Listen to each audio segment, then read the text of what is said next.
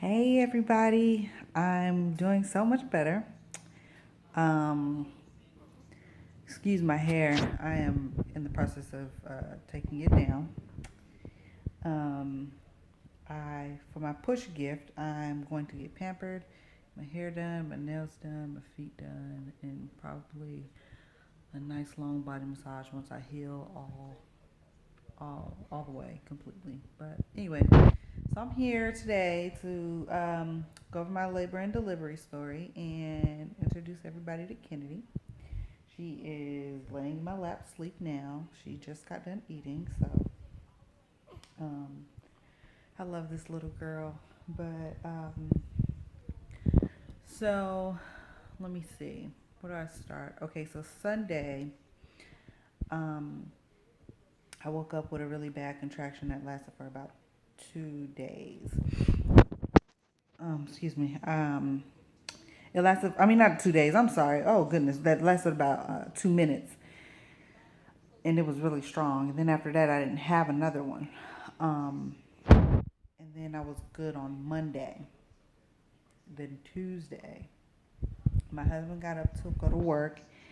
He went in, I believe he left around 7:30, how he usually does. And then at 8 o'clock, I started getting contractions really bad. And they were coming about every 6 to 7 minutes. And I called them. I was just like, they're pretty consistent. I can tolerate the contractions right now. They don't hurt as much as I thought that they would, but they are, they're pretty consistent. So he said, well, when they get a little closer, or if it gets to a point where you can't stand it, then call me, and I'll leave work right now. Because I've had contractions in the past where they'll be consistent for like 2 hours and then they'll stop. But it was the Braxton Hicks, so I didn't really know what I was dealing with. So then I believe 2 hours after I called him, so around 10 o'clock, I called because they had become painful. And they went from 6 minutes apart to about 4. And he left work immediately. Luckily, we live close enough because my husband can walk to work, and I can walk to work as well. You okay, baby? And I can walk to work as well because we only live like maybe driving 3 minutes away from the house, and walking may take like 5-10 minutes. Anyway, so he left, and he left work. He came to check on me and everything, and they were 4 minutes apart. So by the time he got here, I think an hour after that, they started going to 2 minutes apart. Um, no, I skipped something. Oh, so when they were at 4 minutes apart, I called the doctor and they was just like, go ahead and go in. So I was just like, okay. They had scheduled me for to be induced that same day anyway. They wanted me to come in at 7 o'clock at night to be induced because Kennedy was past her due date, and I didn't even have to. I guess I didn't. I went in before. Obviously, went in before 7, so um, I didn't have to be induced because we started having contractions. But anyway, so on the way out to the hospital, I love to eat. I'm fat, whatever. Um, I'm a fat girl. She keeps moving and dreaming. Um, on the way out, I said, "Well, I know when I get there, they won't let me eat. So let's stop off and let's get some Chick-fil-A." I said I could deal with the pain long enough to eat, whatever. So on the way to Chick-fil-A, that's when they went from 4 minutes to 2 minutes, and they started getting really painful. So I never made it to Chick-fil-A. I was so mad. Because at that point I couldn't take it. I was just like, oh no, no, no, no, no. You're going to have to turn the car around right now. Um, so we got to the hospital and they hooked me up to the monitors and all that good stuff. And they were just like, yeah, you are in labor. So, we don't have to induce you. And when I got to the hospital, I was 1 centimeter dilated. And that was on Tuesday around, I think I went in and it took them around an hour or two to get me a room. And after that, once I got in my room just that quick, I think I had went up to 2.5 centimeters dilated. So we were moving pretty quickly. Then fast forward, I believe sometime in the middle, uh, not in the middle of the night, it was around 7, um, 7 or 8 that night. Um, the nurse came in and she was asking me about the epidural, if I had decided to get that and all that good stuff. And I said, yeah. And when's a good time to get it? And her and the doctor both said, you can get it at any time. But just make sure that you can sit through it, because if you wait too late and you can't sit still during a contraction, because it is a possibility that you'll have a contraction in the middle of them giving you an epidural. If you can't sit still through that, then we can't give it to you. So immediately I was just like, huh. I said, well, I'm almost there anyway, so you might as well give it to me. And at that point, I was 4 centimeters dilated when I decided to get it, because it was starting to hurt so bad where I was squirming a little bit. And I think had I gone further than that, I don't think I would have been able to sit through it. And I would have missed my opportunity to get my epidural. So anyway, they gave me the epidural and it did not hurt. I was scared out of my mind. I had 2 contractions during the epidural. So they had me, bent over, hunched over like that and all that good stuff. And once he stuck me with the needle, it felt like almost like just a little prick when you go get your blood drawn. And I think when you get your blood drawn, it may hurt worse than getting the epidural. Maybe he had light hands, the guy who did it, the anesthesiologist. I don't know. He was good at his job, because I really didn't feel the needle or anything else after that. My epidural kicked in very quickly. It was like as soon as he taped everything to my back, because they taped the catheter to your back and all that stuff, I didn't feel anything else after that. I was just relaxed and in la la land. Anyways, so sometime in the middle of the night, I can't remember what time it was, but they checked me, and then I had dilated to 5. Then they checked me again. I believe I dilated to 7. So that morning, around 10:30, that was on Wednesday morning, they checked me again. I was 7 centimeters still. And then they checked me again in the afternoon. I was still 7 centimeters. I was at 7 centimeters from like whatever time they checked me in the morning. I think they checked me around 6 o'clock in the morning to around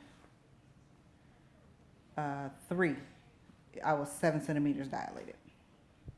And they came in, they had to break my water, because even though I was dilating, my water still hadn't broke. That didn't hurt either. It actually just felt like the baby moved or whatever, I guess because the water was gushing out. But anyway, they broke my water at, I think around 5 centimeters. They broke it and started me on Pitocin to see if we can move this a little faster. And I wouldn't make it past 7. So the Pitocin helped me get from 5 to 7. Could not go past 7 whatsoever. And I was at 7 for hours and hours and hours. So the doctor came in and gave me an option. And he said that I can up the dosage of Pitocin, or I can have a C-section. If I upped the dosage of Pitocin, I would have had to wait another 2 to 3 hours to see if it was going to actually work. And at that point, I was already exhausted and I was over it. And he kind of did like a little bit of a pelvic exam. And he said he thought that my pelvic bone was too small for birth, and that's why she couldn't get through the birth canal and, push down hard enough to get me to 8, 9, and 10 centimeters. So we decided to go ahead and do a C-section. And I was a little afraid at first, but it went by pretty smooth. And once they cut me open and did all that stuff, he looked around a little bit or whatever, and he said, yeah, your pelvic bone was too small, and she couldn't, wiggle her way down there. So that's why I had to have a C-section.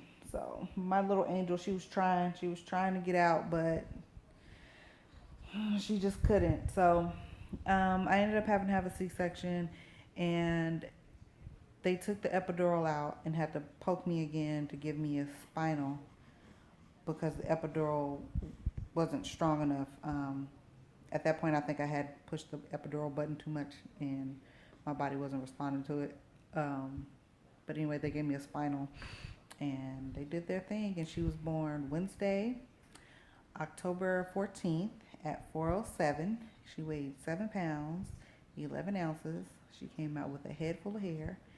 So I guess the heartburn myth is true, because you guys know in all my videos I always complain about the heartburn. That was the worst part of my pregnancy. Other than that, that was pretty much my labor and delivery story. I know some people can explain what birth feels like, but to kind of explain what a cesarean feels like, you just kind of feel a little bit of tugging and pulling. Once they pull the baby out, I ended up throwing up during my C-section because once they pulled her out, it just, I don't know, I just threw up. I guess it was just a bodily reaction or whatever. But anyway, so they pulled her out, and it was just like, I can't really explain. It was just like I don't want to say they pulled my soul out of my body or anything like that, but it was just like like a big gas. That's like what happened, but it just felt like a big tug and pull. So, but obviously you don't feel any pain because they numb you down and all that good stuff. So, anyway, if anybody has any other questions or comments about the labor and delivery or having a cesarean, if they're scared, just let me know and I'll answer all your questions to the best of my ability. But here is Mrs. Kennedy. Kennedy, say hi. Oh, wait, hold on. By the way, she looks just like her father. See, that says, Mommy loves me. That's my little princess, guys. She's sleeping. She's trying to get her beauty rest. And look at all this hair. I mean, it's just a lot of hair. So I guess I'll get to combing hair when she gets a little older. You all know I wasn't really too fond of that. I was trying to have a little boy, take the easy route, so I wouldn't have to do any hair plus mine. So, oh yeah, and she already had her 1 week checkup, and that went well. She got her, one of her vaccines, I think it was hepatitis B or whatever. So other than that, she's doing good, and now she's weighing 8 pounds. I'll do another video about my breastfeeding and kind of break everything down about how I'm doing that and pumping and all that good stuff. But until next time, talk to y'all later. I'm gonna go catch some Z's while she's catching some. Bye.